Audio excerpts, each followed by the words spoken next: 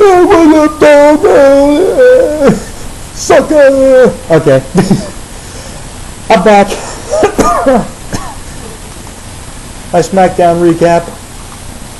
You got alright, everybody. You got your 2-1 today, but a little later. But what the hell, you know? As long as you got it the same, you got it the same day. Overall, I thought the show had a lot of talking on it.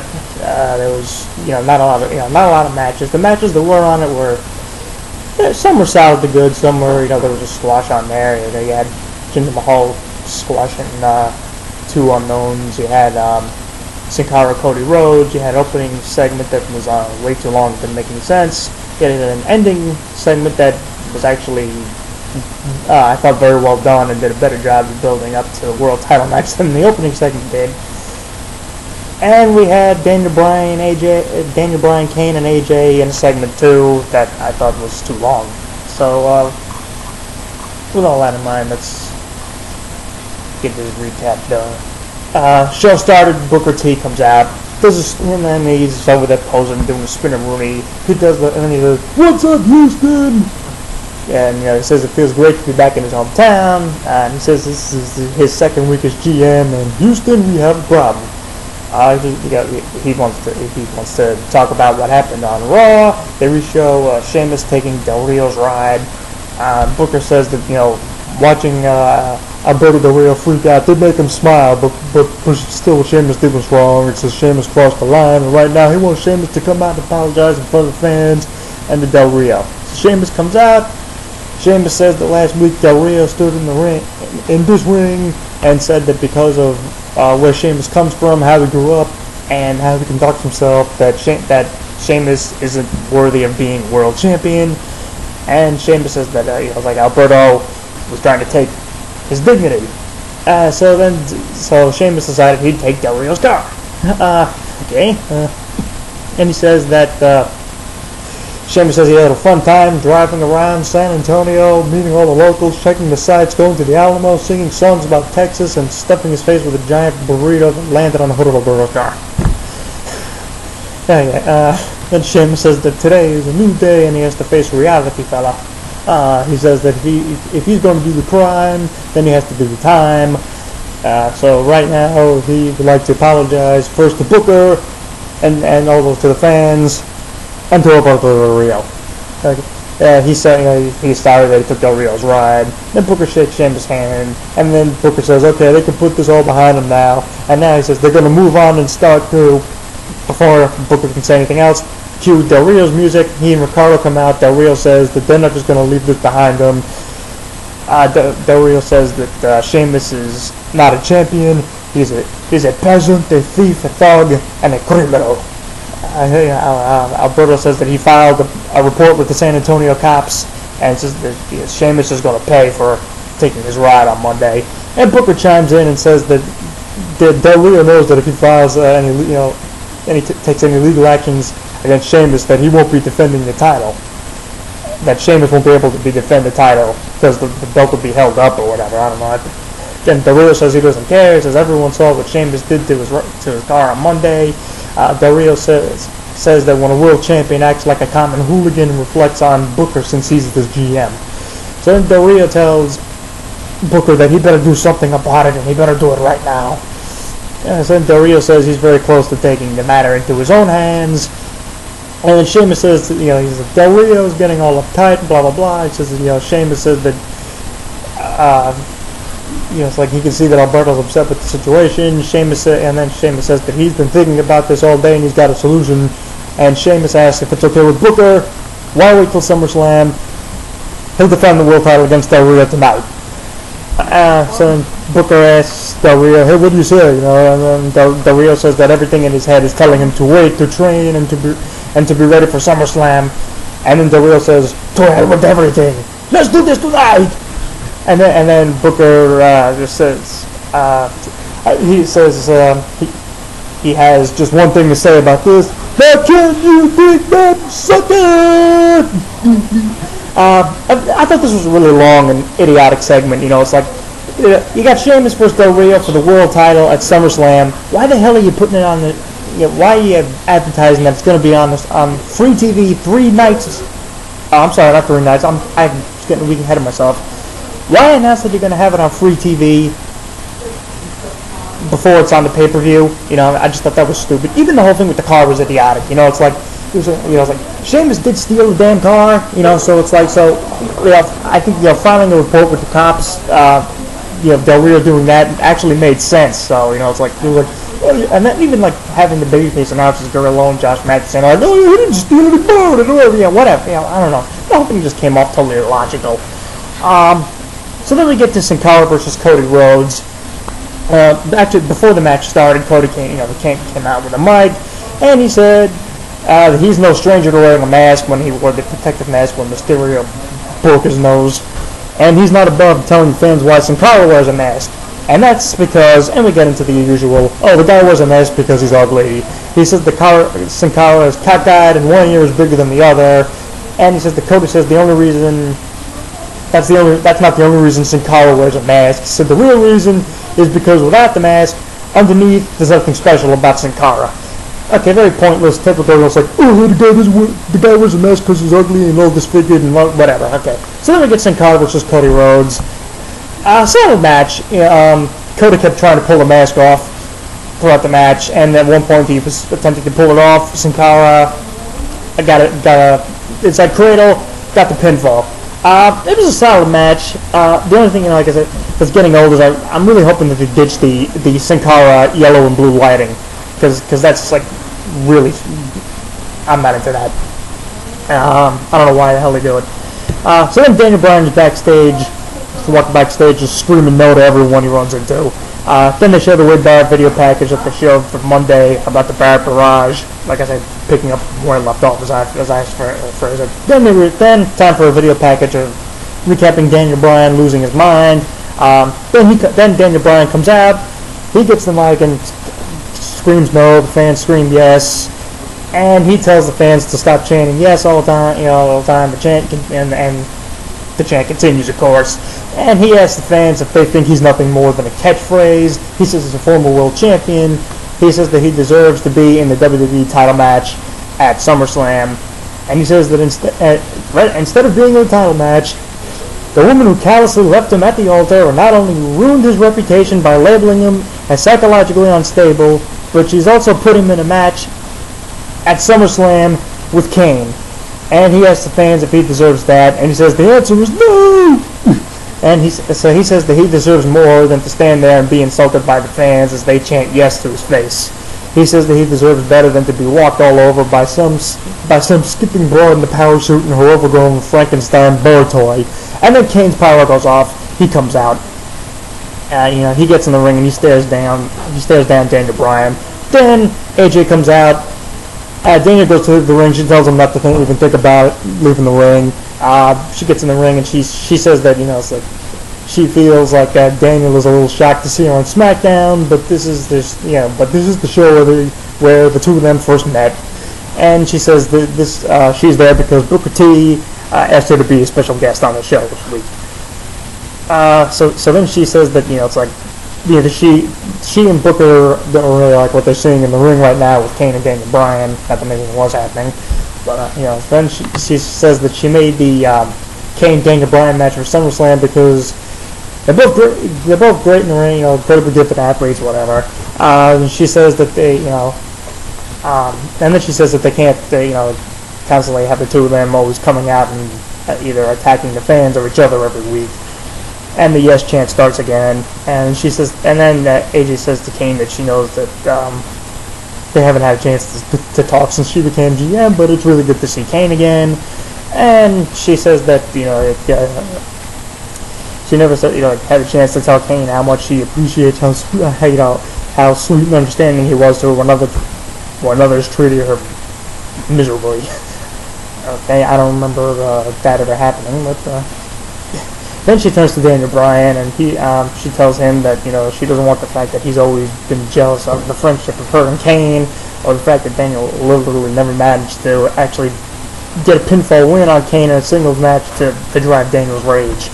So then she says that if Daniel is as mentally stable and psychologically healthy as he says, then he should prove it. She tells Daniel to prove to her and the fans that he doesn't have any anger management issues. She says that he can do that starting tonight, and show that he's a good sportsman before going to SummerSlam by shaking Kane's hand. And Daniel of course screams no about that, and the fans chant yes again. And then AJ says she wants a clean fight at SummerSlam. Daniel screams no to the mic again, and then she tells Daniel Bryan to shake Kane's hand. Daniel puts his hand out, and then it looked like AJ grinned, and AJ grinned and walked out of the ring. And then Daniel screamed to Kane to shake his hand. And to me, I don't know what happened, but it looked like AJ winked at Kane for as a single, and then Kane just thrusted Daniel Bryan. And then AJ walked up the ramp. They went at it. Kane went for chokeslam. Daniel Bryan got out of it, got Kane's arm, was going for the ankle lock, going for the no lock. Kane shoved him off and just gave him a big boot. Daniel Bryan rolled out of the ring. Kane went after him, but Daniel Bryan went through the crowd and bailed out. So then AJ stood on the stage laughing about the whole thing, and she says that was great, So it was like she set the whole thing up. Then Kane's power goes off again. I thought this went on way too long. AJ character is now really being overused. The character's completely been devaluated. Her as the GM doesn't really work too well for me. I really think that this whole thing with her and Kane and Daniel Bryan is kind of, the whole thing with her and Daniel Bryan started out good, and then of course, typical WWE way, it's like, hey, AJ gets over, so we got to bury it into the ground. And the same thing with Daniel Bryan too. It's just like the whole dueling yes, no chance, and fans chanting yes and him screaming no. It's starting to get old. Daniel Bryan still does a good job at it, but this stuff has also just been buried into the ground. AJ's bit, and Daniel Bryan being a nut job or whatever. It's starting to get a little stale. So then we go to Booker T and Teddy Long in the GM office.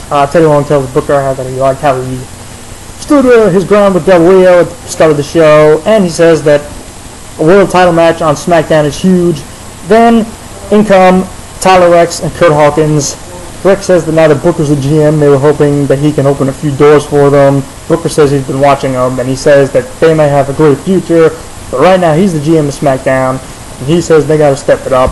Booker says he saw what happened with Hawkins and Rex on Raw, and he says that despite it being them being 2-on-1 against Ryback, they still couldn't get the job done.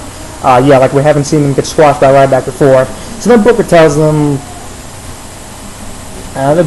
says that that them not getting the job done tells them a whole lot about him, about the two of them. And Booker says that he's looking for A+ talent, nothing less or whatever. Then Booker temporarily walks off camera. Rex tells Hawkins that he can't go back to his old job, whatever the hell that was. And Hawkins says that might not be bad or whatever. I couldn't even make out what they said. And then Rex says, well, no, I'm the man of the job. And Hawkins tells him, oh, hey, that might not be so bad either. And then Booker tells them, he's like, hey, you guys still here? And then he told them to rise up or whatever. I couldn't really make out what the hell he was saying. And then Rex and Hawkins walk out. I thought this was a dumb segment too. Then for some reason they show a Rey Mysterio video package just promoting that he'll be in action later on tonight. I don't know why the hell what the point of that was. I mean, it's not like he came back from an injury now. I mean, he's been back for a bit. So then we get the two unnamed guys against Jinder Mahal. This was like maybe 30 seconds. Jinder got the camel clutch on one of the guys, and he tapped right away. The other guy didn't even get in the match. Pointless squash. So then afterwards,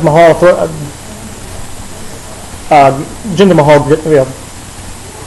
brings the other guy in the ring, and he puts him on top of the guy who he already flattened, and he locks in a double camel clutch.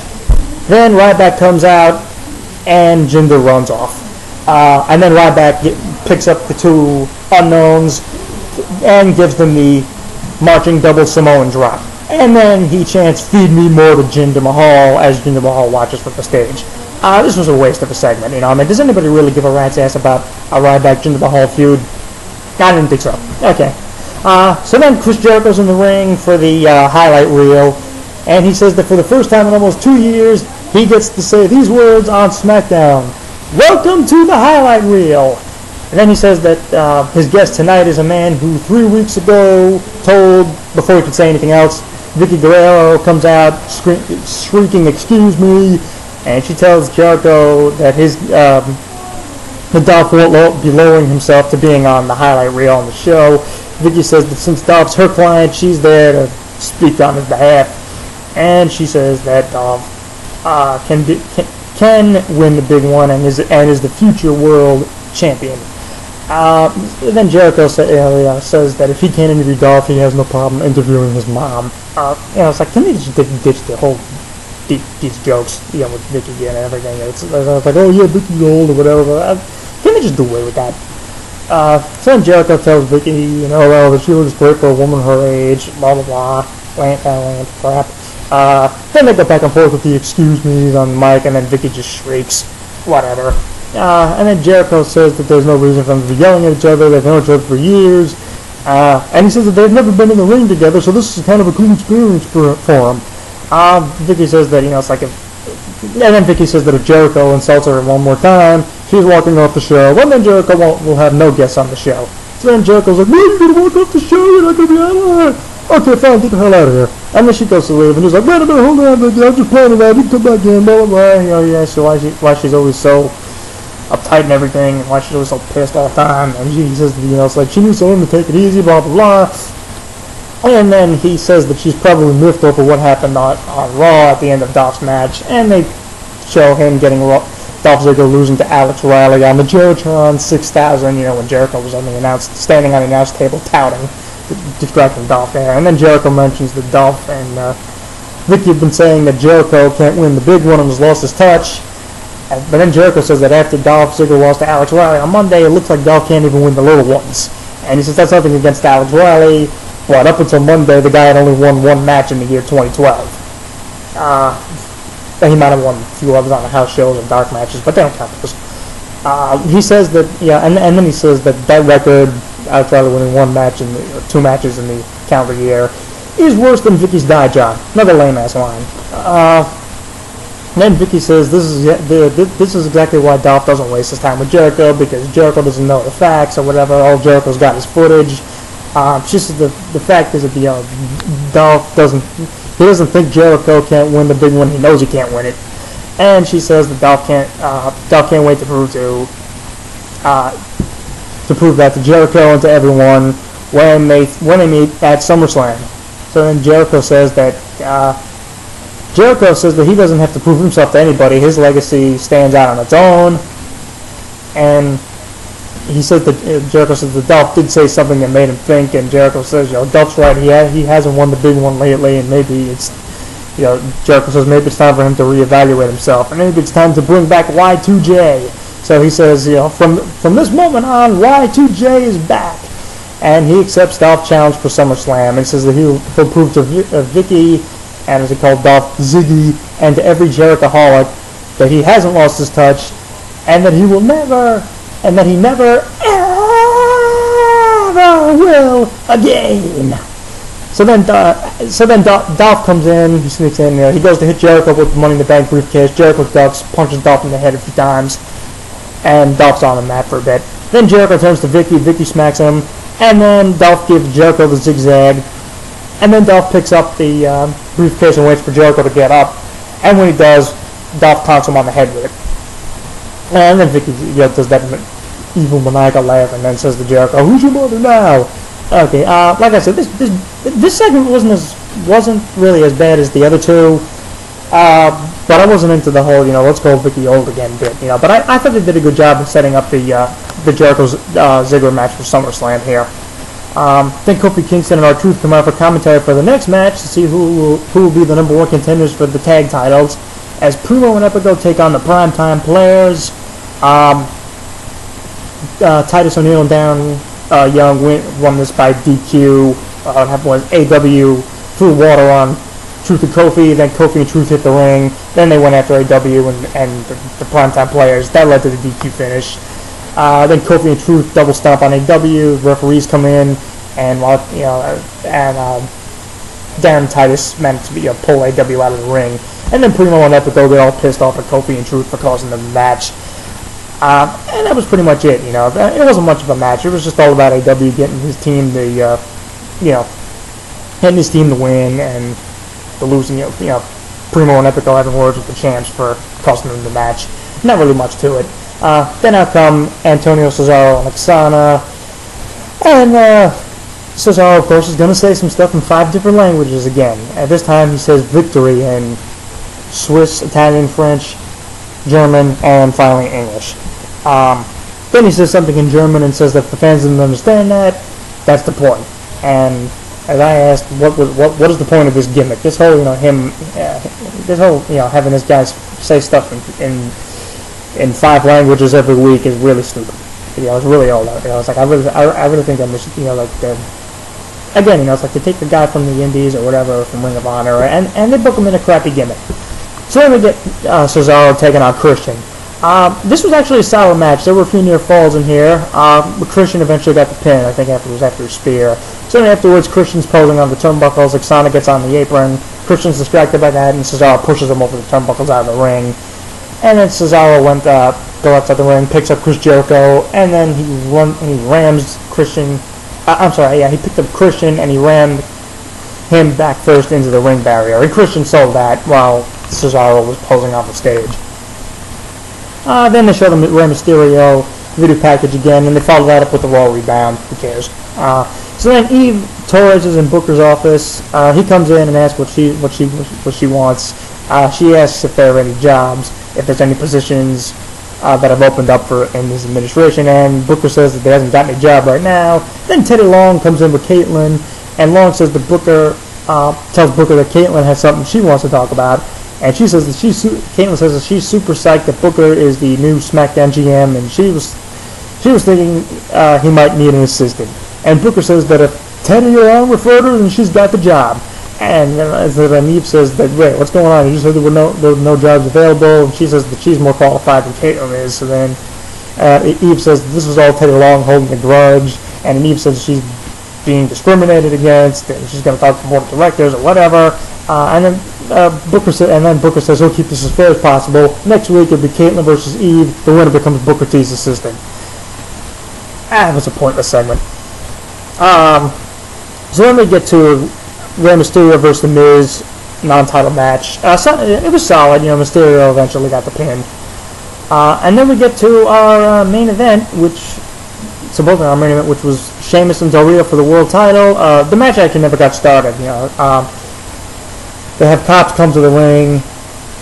You know, and then Del Rio gets the mic and he says, you know, it's like, oh, I never found the report, you know, because he wants the match to happen. He tells the cops to get out of there because he wants to have his title match. And the cops get up on the apron and they surround everything. And then Del Rio just grins and he tells them go. And you know, of course, the cops are just henchmen that Del Rio hired. And they hit the ring and they jump Sheamus. And then they attempt to jump Sheamus, and then Sheamus just pounds on him. And then Sheamus pounds on Del Rio in the corner, and as that's happening, Ricardo jumps on Sheamus's back, and the fake cops attack Sheamus, and they attack him into the opposite corner that Del Rio was in. And then Del Rio tells him to pick Sheamus up. The guys hold Sheamus, Del Rio smacks him, and then Del Rio hits a running, charging enziguri from one corner to the other. And then finally, you know, Del Rio's hired, fake cops walk to the back or whatever, and Del Rio stands over Sheamus and taunts him a bit. And then Sheamus, attempts to get up. You know, he's holding on to Del Rio's knee brace to get up and whatever. And then Del Rio gets Sheamus in the cross arm breaker for a bit, and he, looked like he was they made it look like he was really pulling back hard on. He was like really he really had it locked in hard. And Sheamus did a good job of selling this. Then, like I said, Del Rio posed in the ring while Sheamus was laying there on the mat, selling the attack and the cross-arm breaker. And that was the show. I thought this part of the end of the show was really good. They did a really good job here. I thought building up to the world title match here than they did at the start of the show. I thought the attack was really well done. So that was the show pretty much. Like I say, I thought that there was way too much talking on this show and not a lot of, wrestling, but I guess it was a mixed bag show this week. It was decent.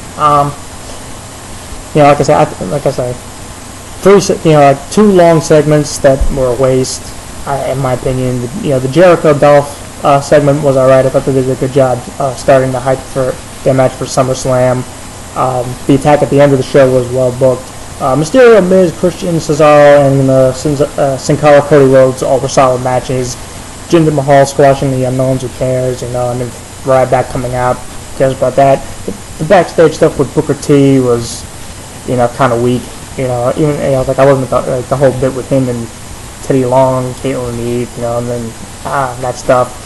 The tag titles, if they even remember that the belts exist, if they even have a match at all. I'm guessing that since it was a DQ finish, they might do a three-way. It might be both Primetime Players and Primo and Epico challenging R-Truth and Kofi Kingston, if they remember that happens. I read in the spoilers. I didn't see it on the show yet, but I did read Randy Orton beat Jack Swagger. But I didn't see that on the show. I don't know if it was a dark match or if it was just not on the version I saw or what. But so like I say, overall, I thought this week's the show, like I say, they had 3 long segments. The opener with Sheamus, Booker, and Del Rio. The AJ Kane Daniel Bryan bit went on too long. The Jericho Dolph stuff was it was long and it was better, but it was like there was so much talking beforehand. I was getting really tired of hearing everyone yap. The matches were solid, except the Jinder was just squash, and then the main event, the closing angle was good too, I thought. With Del Rio's guys attacking Sheamus and Sheamus selling that, I thought they did a better job of building up to the match at the end of the show. So that'll do for me right now.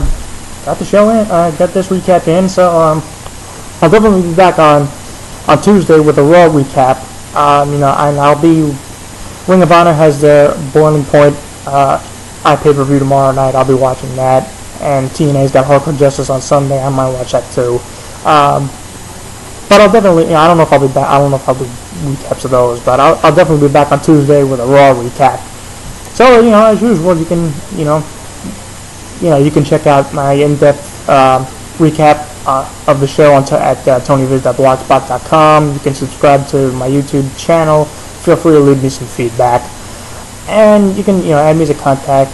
You can keep sharing videos with me and everything, and that'll do it for me right now. So till probably on Tuesday, this is Tony Viz the Tone signing off right now. Have a great weekend, everybody.